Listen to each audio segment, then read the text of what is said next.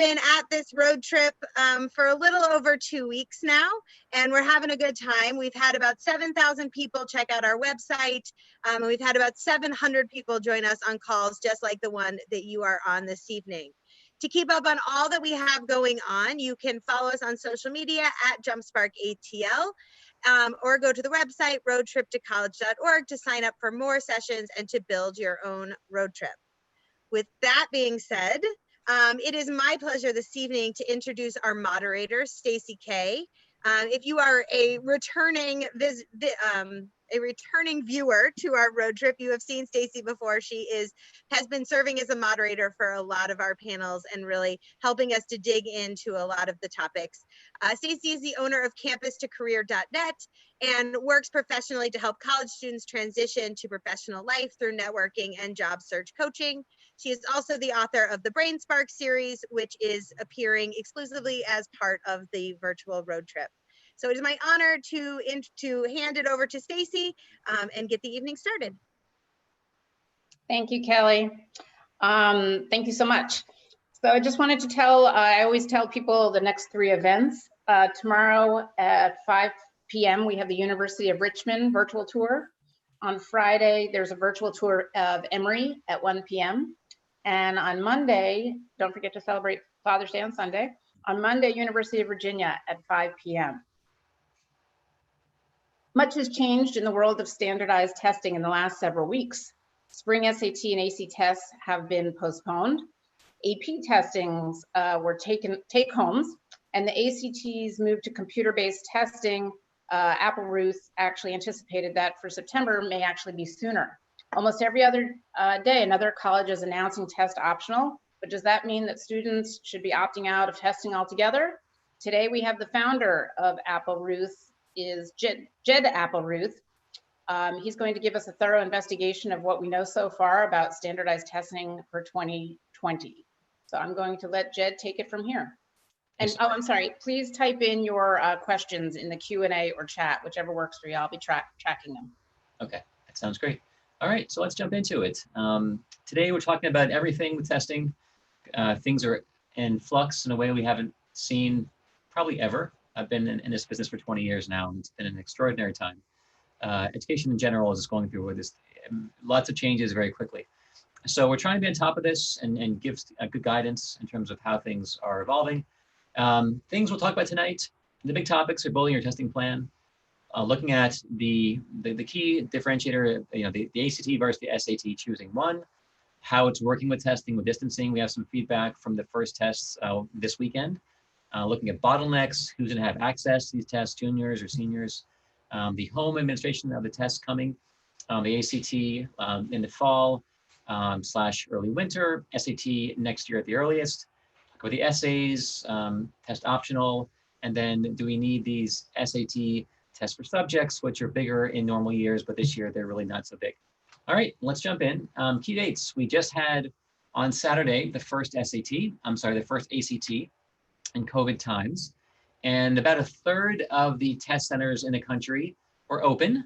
About 2/3 were closed. In Georgia, it was about 20% of sites were open. So many of our kids couldn't test this time. Many of them, and there were some frustrations. We had kids showing up on Saturday morning, and kids were locked outside, and things had shifted. A lot of our kids were notified on Thursday, the night before, 2 days prior, and they've been prepping for a month and a half. So that was disappointing. Some kids went and took it and had good experiences. Quite a variety of different experiences. Some kids had to wear masks, some didn't. Some had to wear masks to the room, then they were off. Some of them, they had temperature checks, some of them did not. Everyone we spoke with in markets in Georgia, Seattle, New York, Texas, everybody was socially distanced. So there was no one who really was crammed into a space, and most kids felt comfortable in their environments. July 18th and the 25th, the makeup, we're gonna see much more wider, broad opening. So if some of you couldn't get in for June, July should be much broader, and we're expecting about half of the centers at least will be open in July, and also they're negotiating larger testing centers and rooms. So they're trying to push to have more, college campuses open up more of their rooms, auditorium spaces, because bigger spaces allow you to create, a lot more space for kids. And then in July, we're going to have the first registrations for the September ACT, which also includes a computer-based test across the country. All right, let me jump in. Now, the SAT, the big changes, they announced that they were not going to have an at-home option in this calendar year. So we may see it in 2021, but not this year. That we're going to have tests August, September, October, November, December, and probably January. It's 6 in a row. That was announced after Coleman said, hey, already for some markets, August and September are already booked out. And that's really a challenge for rising seniors, especially those who are planning on applying to school early decision, early action. Those deadlines are typically October or the 1st of November.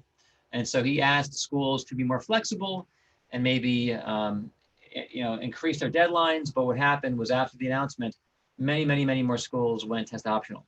And some are still waiting to see what happens in August. But right now, there are, I think, several hundred schools in the country who adopted a test optional, stance for this calendar year. And some schools are going for a 3-year trial, like the Tufts and the Davidsons and a few others. So we have to adjust to what is, and things are shifting. So the June and July, we talked about, July is going to be better, and there's going to be more flexibility. And also, we're going to have September, October, December test dates in the fall that are going to be, hopefully much more open than the ones over the summertime. And we're going to have the possibility of sectional retakes in September, but we think it's not going to be very widespread. Eventually, probably for current rising juniors, next year, you'll have the ability to go and just take a math section and that's it, or math and science and that's it. But it looks like a lot of the spaces in the fall are going to be used up for rising seniors who need a full test.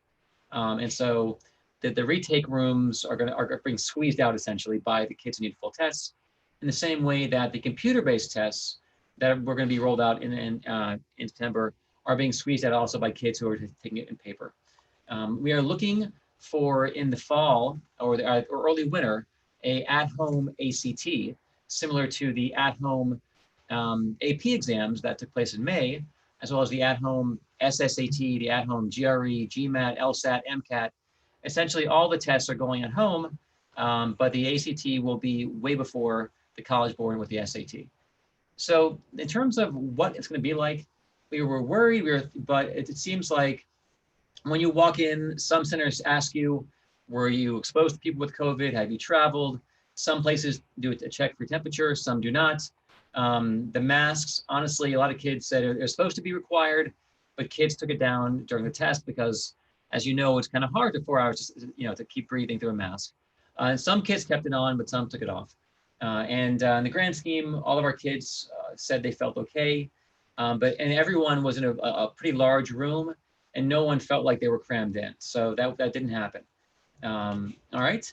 And other issues, and it really does vary. Within a same region, you have one school over here doing masks. When you walk in, this school down the street not doing masks. It's really, it's willy-nilly, and so it's not consistent. They say go with the CDC guidelines, but it's up to the discretion of the proctors in the schools. So one of the key things is because they actually had to release students who were signed up for June because of requirements for distancing.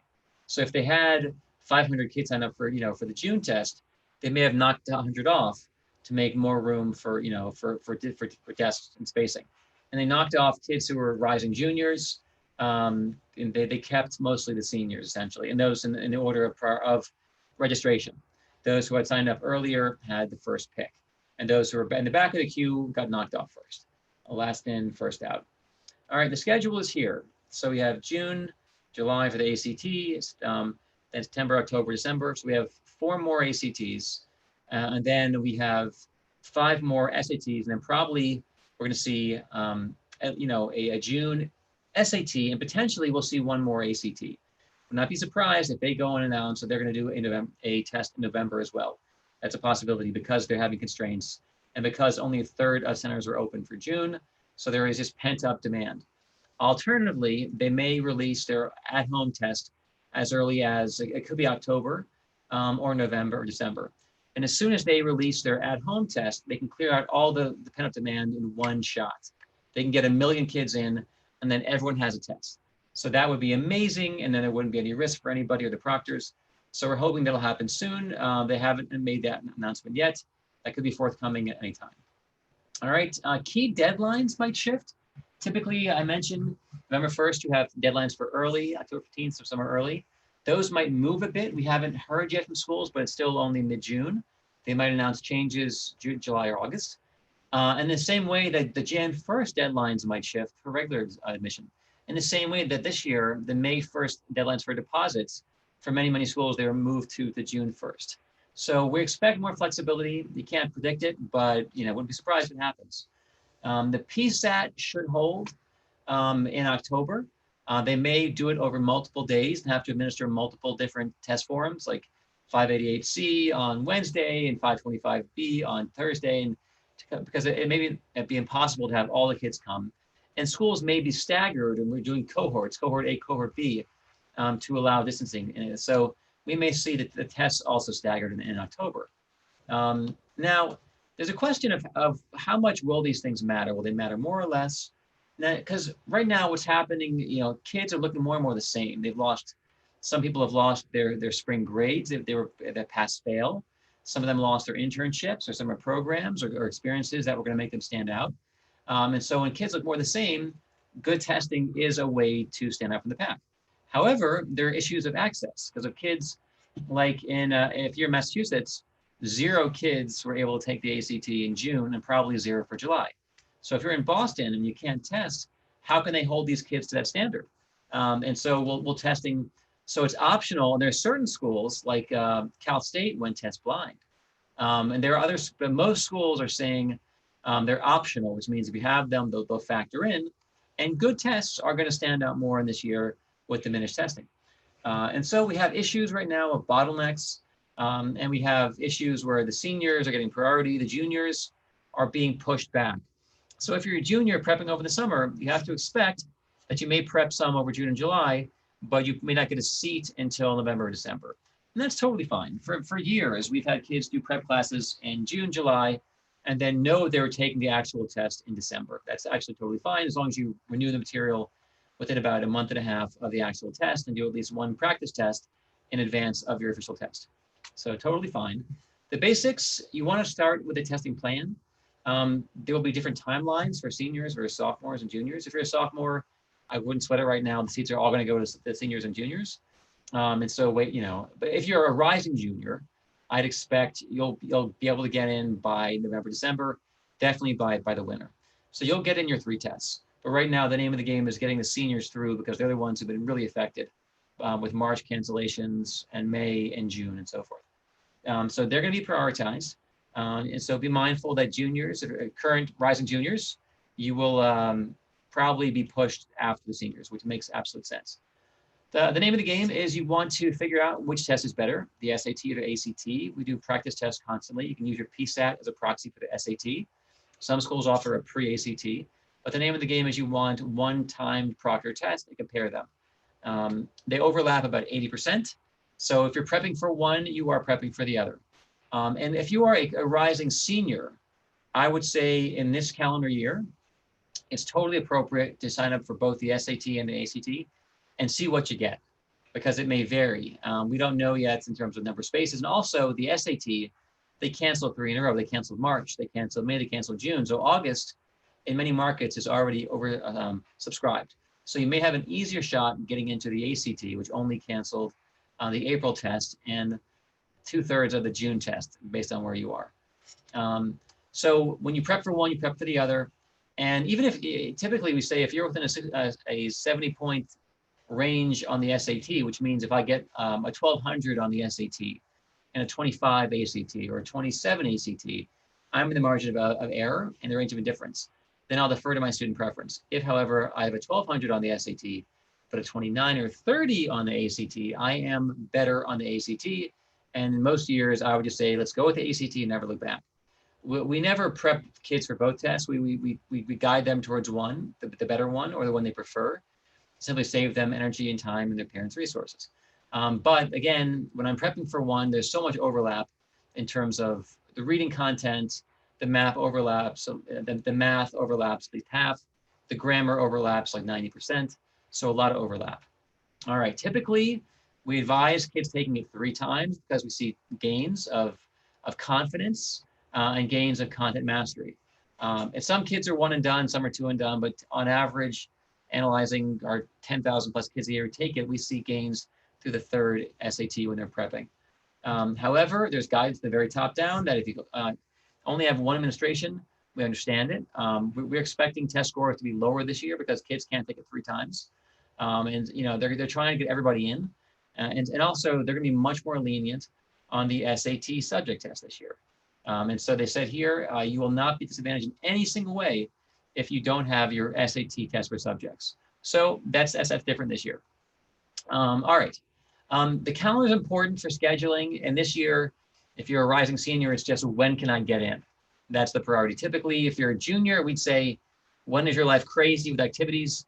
Although in the fall, there may not be that many activities. We don't know how it's gonna work out with athletics and the play and other things that may, you know, require people close together. But typically, you wanna do your test prep and your testing not during your most intense season. And for kids who are very academically focused, doing lots of APs or IBs and honors classes, oftentimes they'll do some prep over the summertime, which is a very, very common time for our best kids to do some prep. All right, so normally you get your path, you do practice tests. After every 6 hours of preparation, we want kids doing 1-time practice test. Typically, it's around 60 hours of total prep, 20 hours, say, for a class, homework 30, 40 hours, and then practice tests for 10, 12 hours. And ideally, you have 3 official tests, you spread them out, and you plan on having about 8 weeks or so for the first test. And for some students, they would take the SAT subject test if they're applying to the top schools, the Ivies and Ivy Plus. Things that work, things that matter for kids, mock tests, they matter. Doing timed practice tests in a controlled environment that helps you score higher. When you spread your practice out over time, if I have 40 hours to prep, it's better that I do it over 6 weeks than over 1 week. You get more gains, and you know, the reinforcement and the forgetting and relearning makes more durable memory traces, and students have higher outcomes.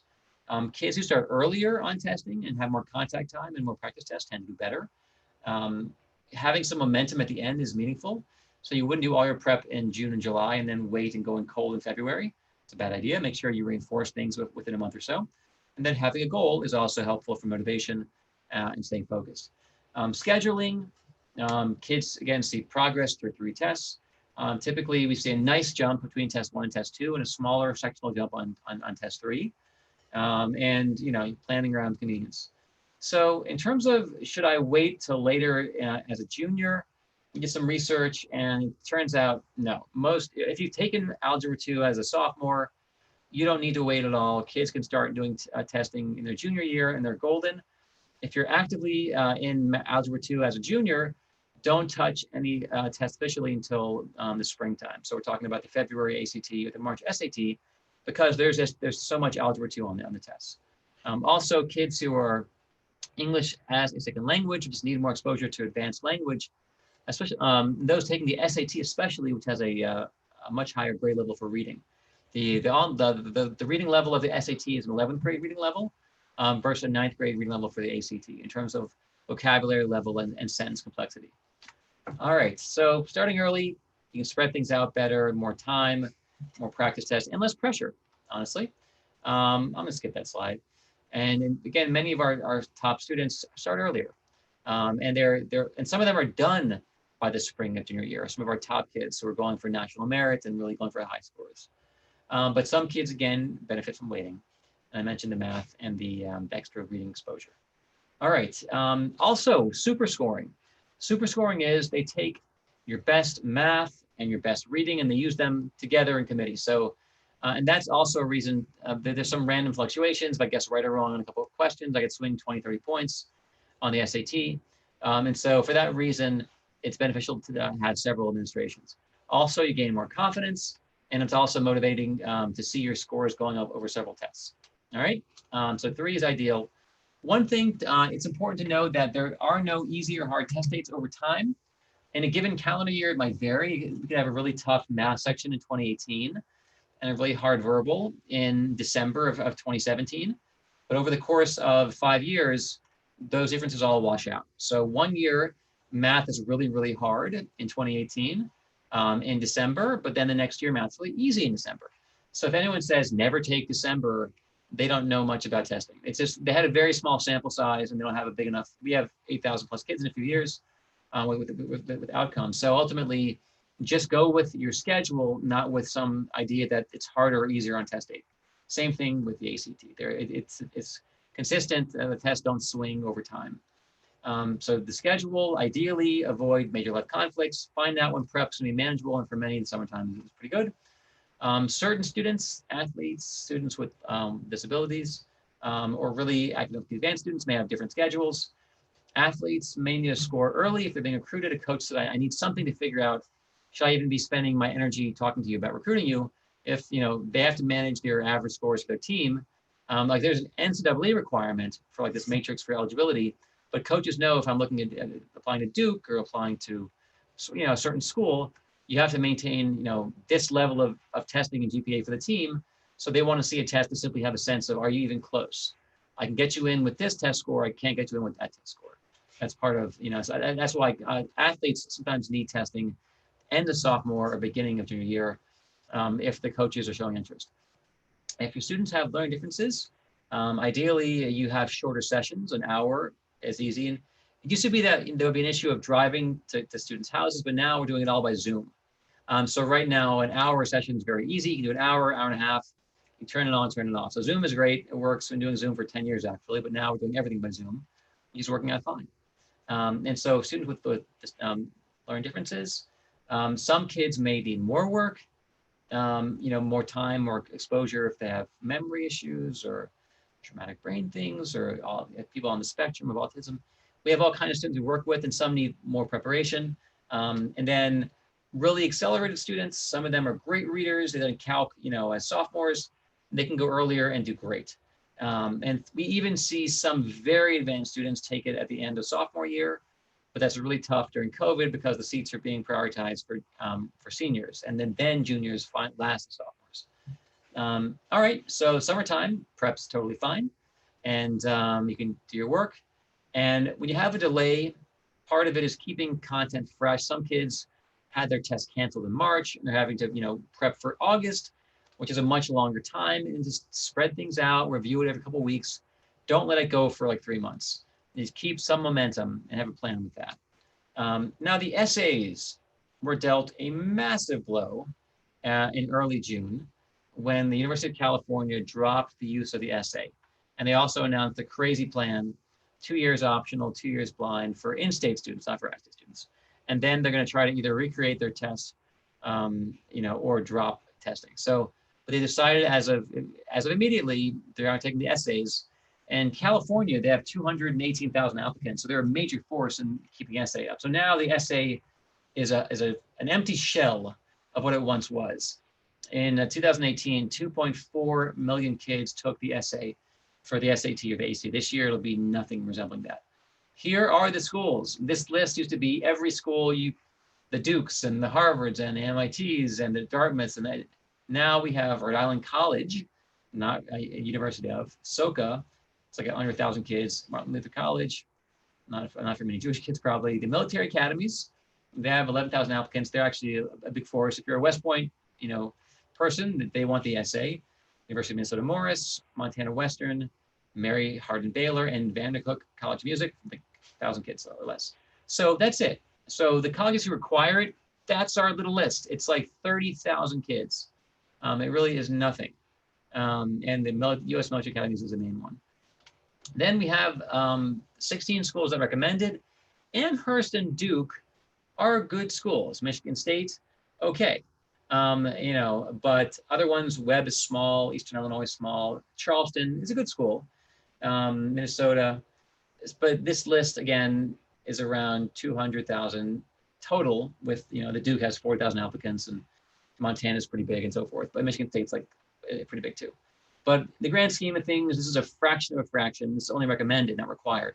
So if you aren't applying to one of these schools, you don't have to worry about the essay.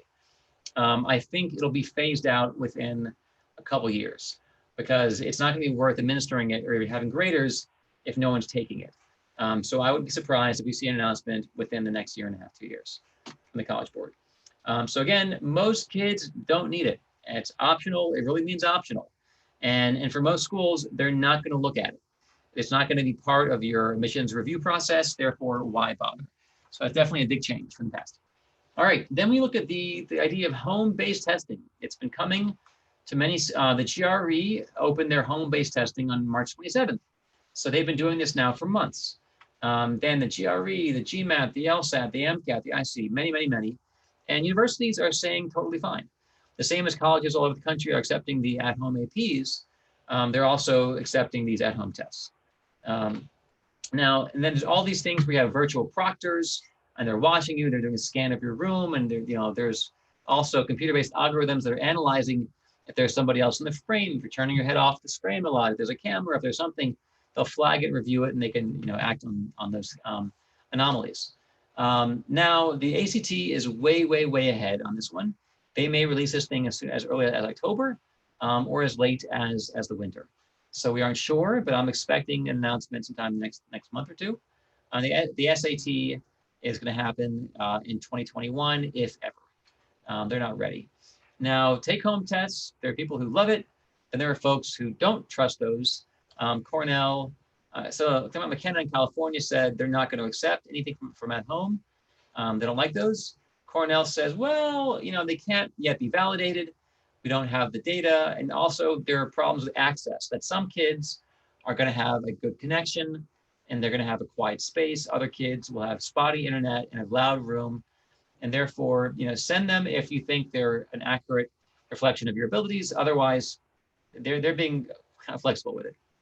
Now, optional. So many schools are optional. And we're going to see more and more of these because of COVID. And there's so many: Amherst and Tulane and Vassar and Williams and Tufts and Davidson, Rhodes, Swarthmore. There's so many. So we have actually a running list on, you know what? I'm going to pause for one moment to show you this list because I think it's meaningful. Control. How do I get there? Show me that. Edit hyperlink. I'm going to open hyperlink. Okay, so here we go on our screen. So if you want to look at this list, we're tracking it, and there's a lot of schools. So and the announcements: Amherst, Babson, Baylor, they're optional. Bethany, Boston, Boston College, Boston University. Jed, sorry to interrupt, but I don't see the list that you're sharing. Oh, no way! I'm so sorry. Hold on a second. I'll change my share. No problem.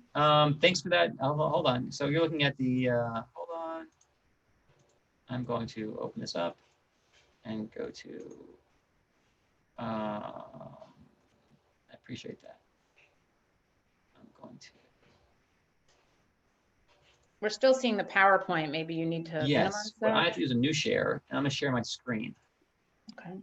There we go. There we go. Thank you. Thank you. So again, we're on this page here. It's just a blog which we're maintaining and updating every day. And we have the lists from Amherst, and it's a pretty compelling list. BC, BU, Brown's optional for this year, Bucknell, and Brown went after the College Board announcement. Caltech, moratorium on test requirements, Cal State, Carnegie Mellon, I mean, dear Lord, Charleston's optional. So many, Columbia, Cornell's optional.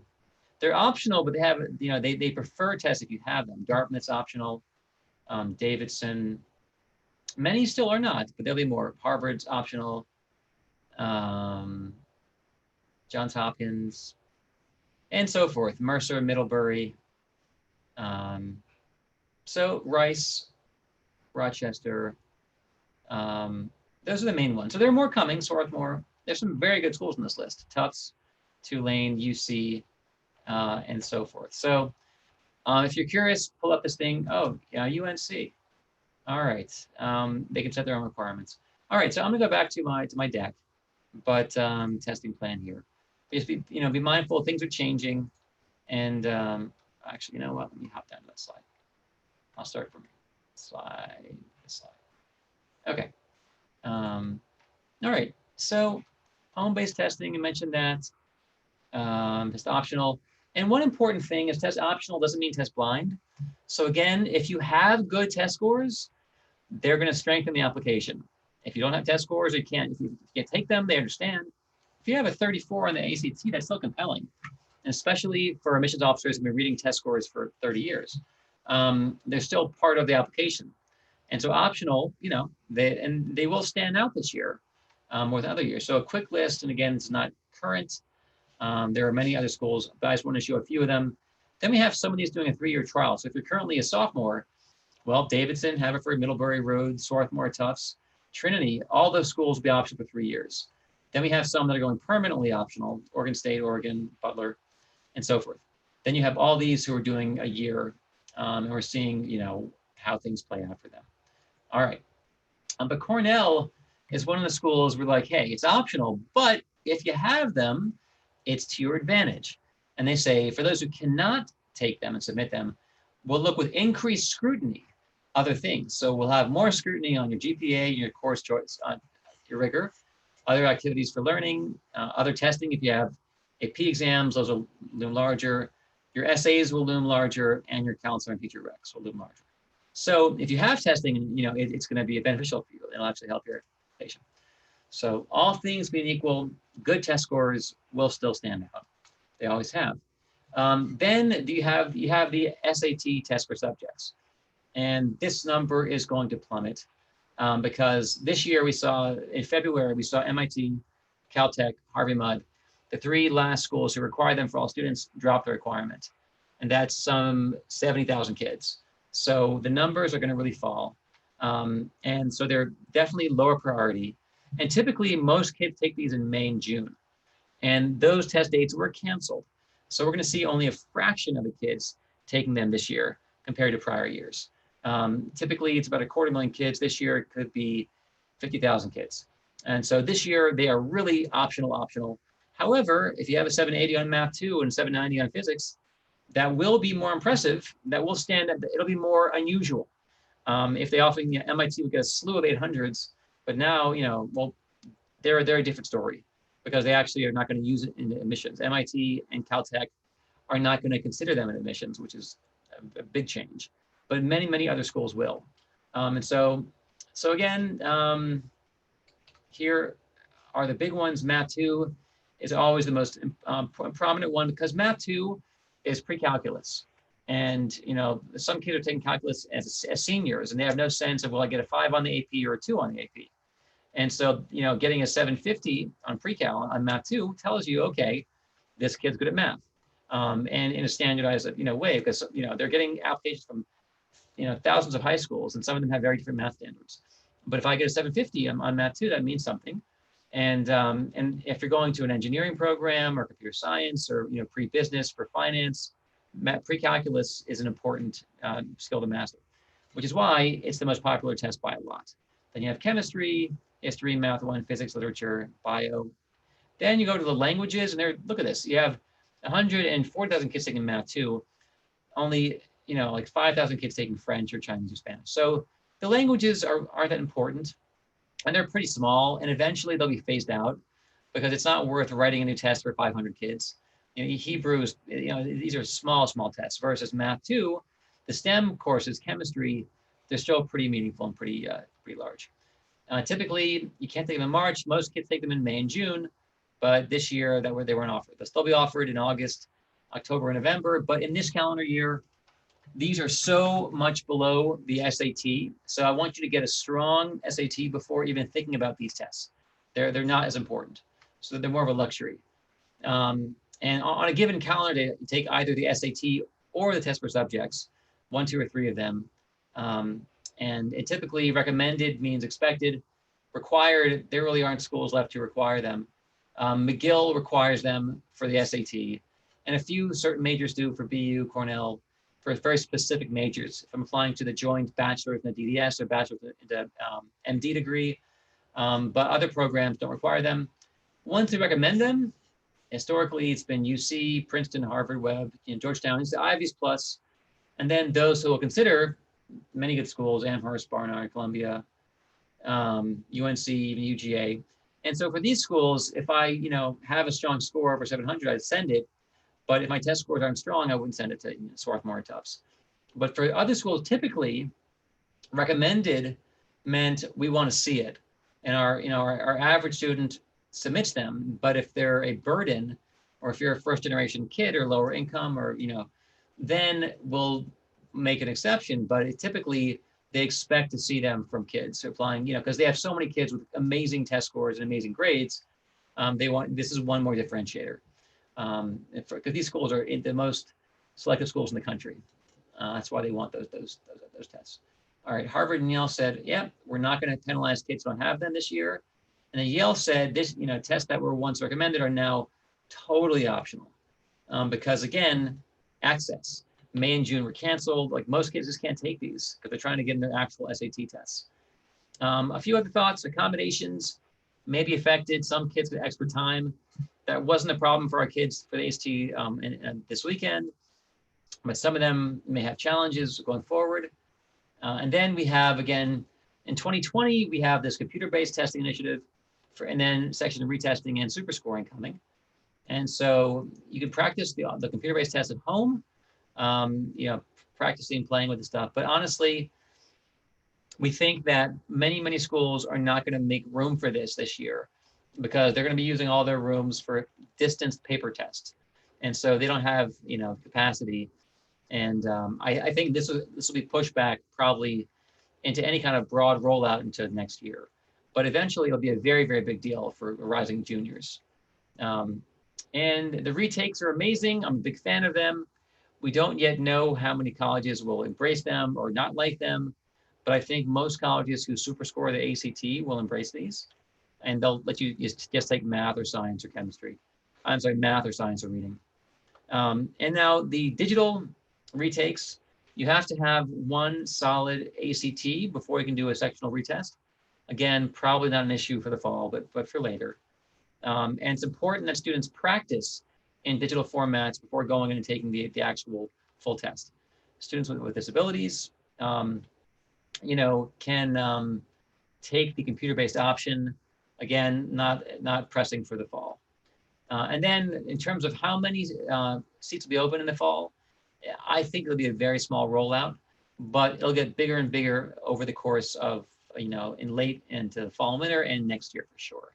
In July, you can type in your zip code, and then it'll pull up which schools are offering testing on computers, and we'll see how many, but I'm expecting very few. All right. And yeah, COVID has been a problem, obviously, for that. Then there was some research in terms of that the retesting, the single section testing is valid from their study. And they were showing that kids didn't vary that much, taking it broken up over each day versus all at once. That was the research there. I'll skip this, it's not as important. And also, it turns out they didn't see that there was much of a difference if you put science first or reading first or math first, which makes me think they might let students actually choose the order from this research. For now, do not plan on any sectional testing until you have secured a seat. That'll be for the July signups. Then plan, otherwise, I wouldn't expect you having a seat until we see how many are open. All right, and then that is the end of my deck. And I think we're gonna open it up and do some good old fashioned Q&A at this point. Yes, Jed, can you hear me? I can hear you perfectly. Okay, wow, my head is spinning. That's a lot of information to go through so quickly. I want to remind everyone and ask Annie to please put the YouTube link in the chat. I'm pretty sure that this presentation, I know the presentation is being recorded, and it'll probably be available, my guess is tomorrow. So if you want to stop and listen to Jed and over, and you can do that. All right, let's get to the questions. Again, keep them in the Q&A, but I'm going to go to the chat first. Sure. And keep in mind, Jed, since there was so much information, you may have answered some of these, but if you just want to hit some highlights again, because people asked them during the presentation. Cool, yeah. Can you talk more about section retesting for ACT that will be starting? Yeah, the retesting is going to be, again, it's theoretically rolling out in September, but until next month when they open administration, I have no clue if in Atlanta it'll be offered at 2 schools or 20 schools or 0 schools. I expect that it's not going to be a priority. They haven't had time to really train people on this thing. COVID's been a real, mess in the gears. So, but the testing itself is, I can go in there and just take math. If I have a 34 on reading and 32 on writing, and 33 on English, my math's at 27. I can just do all of my focus, all my energy, and spend a month and a half working on math to get that 27 up to a 31. And that's amazing. And most colleges will accept those. Georgetown is the only school that said we're not sure we'll accept them, but I'm assuming that most schools will go along with the, especially if they do super scoring, which means taking different sections from different tests. Okay, great. My next question is about super scoring. With the September ACT being where you can just take certain subjects, will more schools start to super score? Also, will schools be flagged or look down on students just taking certain sections? So I think you kind of addressed that, but you want to hit that again? The only one, Georgetown has only said they're skeptical, but they're Georgetown. They always do their own weird thing. Ultimately, I think the majority of colleges will go with this. And that was part of the research from the ACT saying this is valid. We aren't seeing big differences, in terms of whether we give kids one, modular test over the course of 4 days or all at once. They're scoring the same really. But I do think there'll be some advantage if you really prep for a month and a half on one subject, and just, it's so much more convenient that every practice test you do is one section. So I think a lot will take it. And also there was research this last summer that was speaking to the validity, how valid super scoring is. So we're already seeing, like, Wake Forest went, like, instantly after the research came out, for 20 some years, the ACT kept saying, don't super score our test. It's different than the SAT. There's research over the summer with 250,000 kids showing that, you know what? The best prediction of freshman grades in college was a super scored ACT over a single section, over your last or your best or the average. And so it turns out that super scoring is now fully endorsed by the ACT. Therefore, more schools are doing it now than before. Okay. Another question, is super scoring for both the ACT and the SAT? Yes, and many, many, many more schools super score the SAT because for 20 years they've been saying super score our test. And so, but some 8 or 9 and 10 schools super score the SAT. You want to check though, because and it's also different. Some schools super score for admission, but not for scholarships. Like the Hope doesn't super score, but UGA will super score for admission. Same thing with Tech. And some schools like Tech will actually they'll cross super score. They'll cherry pick an SAT score, your math from the ACT and your reading from the SAT, and that's called like super duper. It's also at NYU and also at Colorado College and a few others. Wow. Sounds like there's a lot of testing going on with testing. Yeah. Okay, here's another question. I have a rising junior. What is the first thing I need to do regarding testing? We have not started yet. Rising junior, you may part of it, some rising juniors are doing their prep over the summertime because it's easy. And many, and also if you're going to go to Barney, if Barney's closed, then you have some more free time. And so I feel bad for the kids who are JITs this year because that's the best year of camp and they're going to miss it forever. And I feel terrible. I was an old JIT counselor for many years back in the day. But ultimately, when it comes to the summertime, you can do some prep if you want, but you don't have to. You may not be able to do an actual test until later in the fall or in the winter. And so some kids will want to do their prep a little bit later, and that's appropriate too. And it really depends on the kid. As long as you've finished Algebra 2, you can take these tests whenever you're ready to. And so that's the real constraint. Or, if you need one more semester of good reading, you aren't a great reader, or then you can wait until the winter. But for kids who are strong readers and they're in advanced math, you're good to go. We're seeing kids getting their, really strong scores in the fall. So it depends on when you want to do it and your plans. Are you traveling this summer? Probably not. Maybe you're doing some big, cross-country RV trip, who knows? But if you have time, you can prep this summer or you can prep in the fall. But I would say for sure, you want to knock out at least 2 of these tests by the springtime. Maybe save 1 for the summer. But most of our kids, don't save all their prep, all their tests for before they're a senior. Some of our kids knock out all the testing as juniors, which is totally fine. Okay, this is my personal question. That's one of the benefits of being a moderator. I also have a rising junior. Yeah. And my question is, if I were to go on the SAT or ACT website right now and register, are you saying there's a good chance she's not going to get a spot in the fall? And so now I'm thinking maybe studying this summer is not the best idea.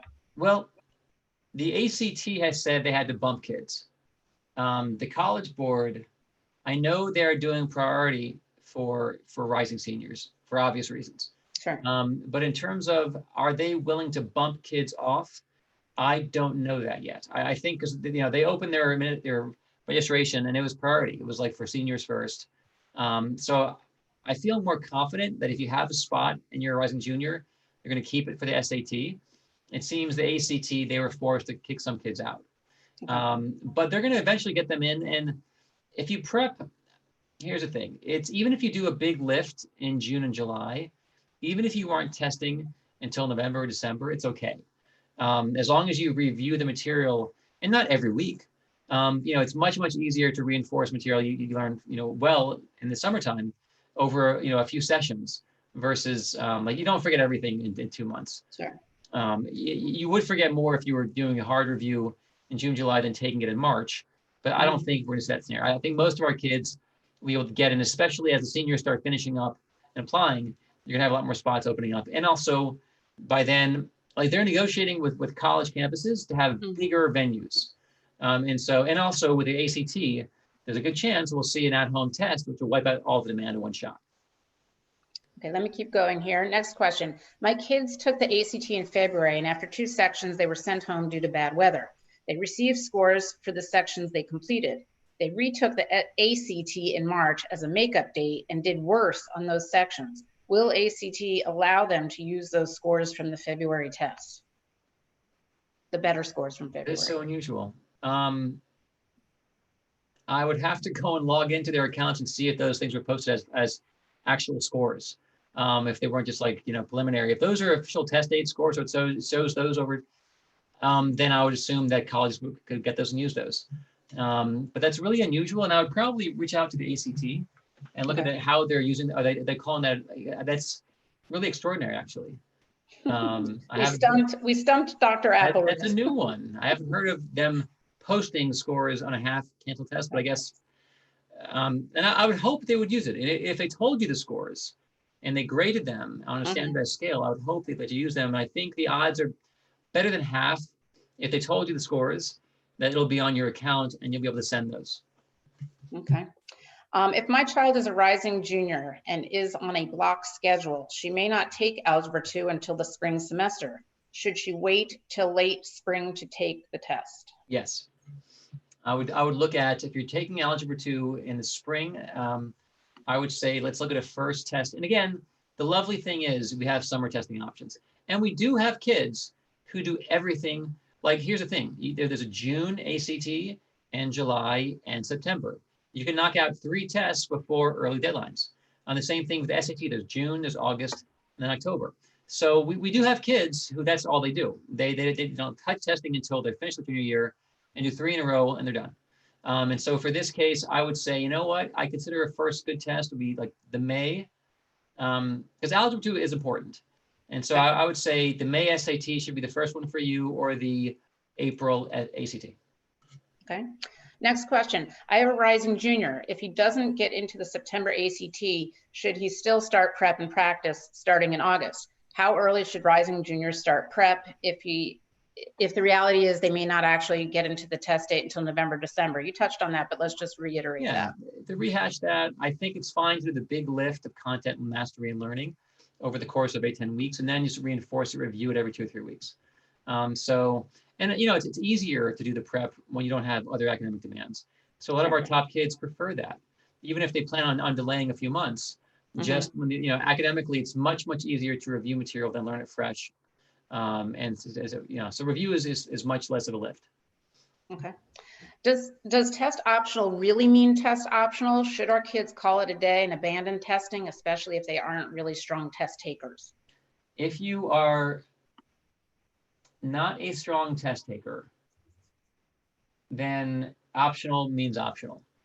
You have to understand that this year is weird. Yeah. But like Chicago, as an example, they're test optional. However, 90% of kids who are accepted to use Chicago have a test score. So there is a lane for people with bad testing or no testing. The assumption is, but that lane at Chicago is about 10%. That lane in other schools is around 20%. So the majority of students who are accepted have test scores. There is a path. And so if testing is, and we've heard from like Wake Forest, they've been optional for years, but about 8 in 10 kids, 9, 10 kids, again, in Wake Forest have a test score. But we've had kids submit and apply with a weaker than average test score. And like Wake's average is like a 30, 31 for the ACT. We had a girl apply with a 26. The admissions officer said, can we consider you in the non-submitter pool? Because that 26 will hurt you. So in that regard, it's better not to send a weak test score than to send one to an optional school. And it sounds like you said next year, I don't know, I'm starting to think the rising seniors maybe will. Rising seniors, this has been, because if there are kids who haven't had a chance to, like in Boston, there's been nothing open. March, April, May, June, all closed. And so those kids, and they're, Boston may stay closed until November in terms of testing. So who the heck knows? In that case, optional really means optional / blind. Because how do we, but again, I think it'll vary. Like it'll be blind for the kids, because if everyone in your school, if no one has testing, but if you're applying from a place where everyone has testing and you don't, that's different. You're always competing versus your cohort. And so unless a school goes and makes a blanket like Cal State, we're blind, I think they're going to read, they read regionally, and they're going to be reading by school. And so they'll factor it in. Compared to your peers, what is the norm? What's expected?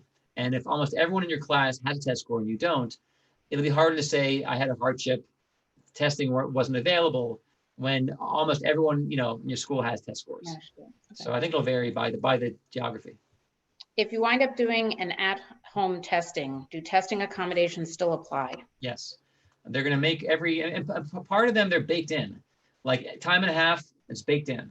Having a bigger font size, changing the thing, text to speech, having a reader, it's baked in the tech. And then on the TAL platform, you can practice online and play with it.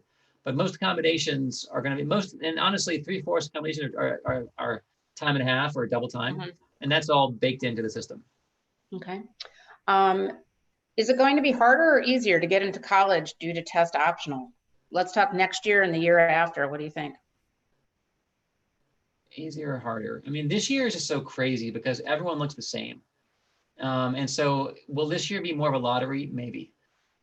Because so many kids lost their distinguishing things. GPAs have got, it's pass fail. Testing is more uniform. So I think this year maybe is a weird year. Who gets in, who doesn't get in? Maybe an unusual year. But typically, when schools are test optional, more kids actually apply. Because some kids who are being held up by bad test scores apply.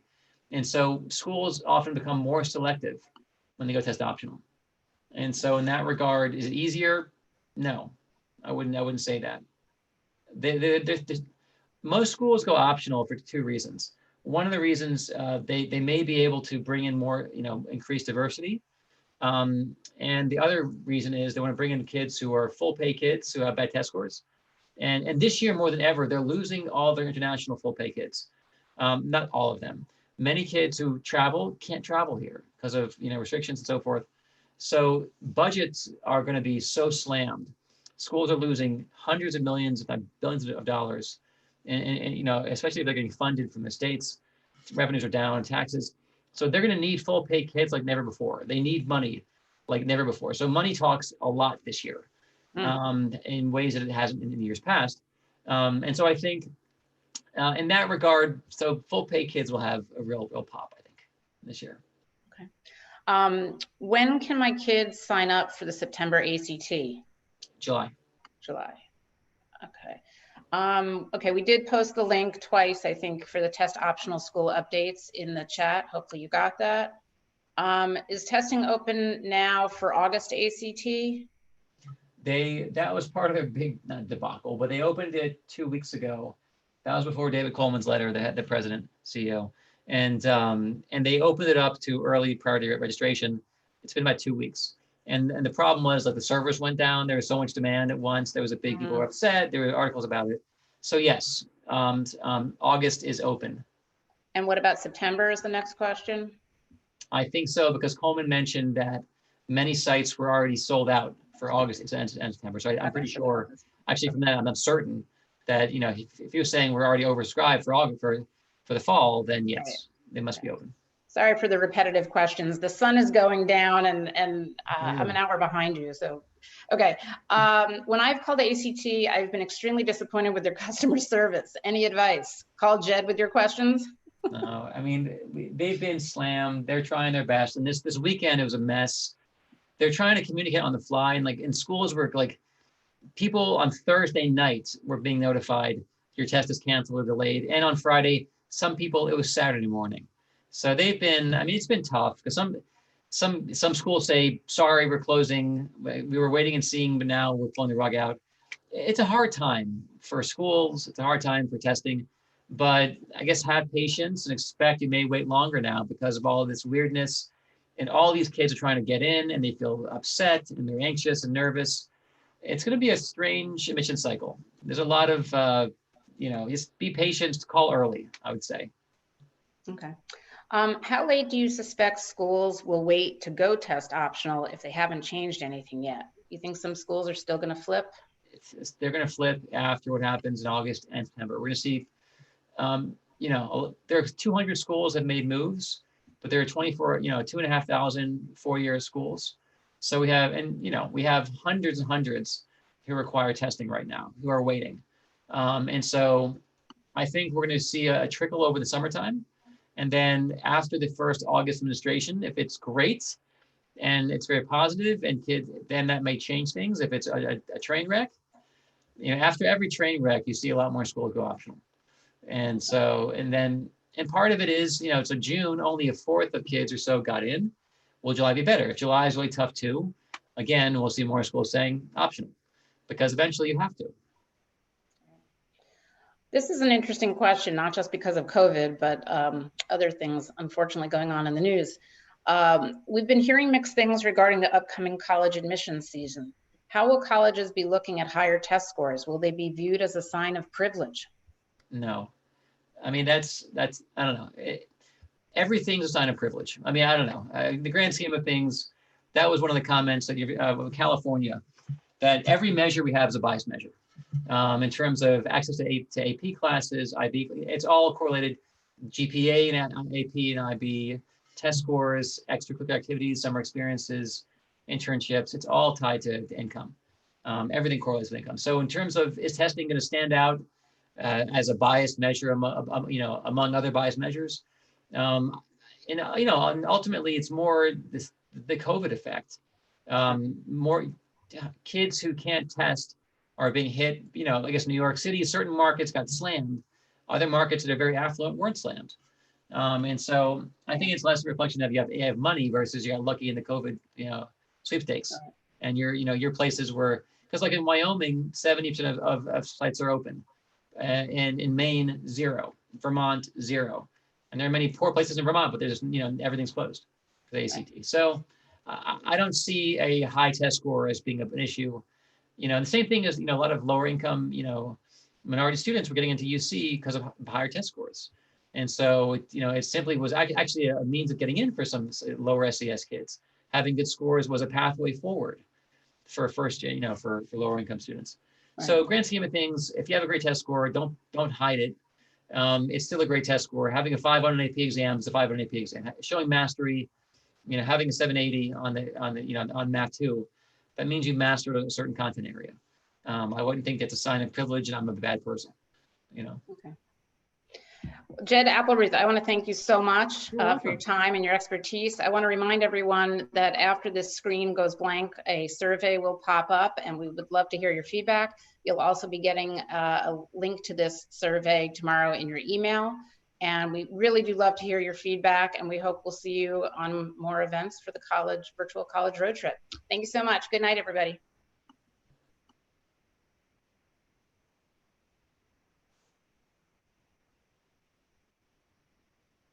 Cool. All right. I guess that's it.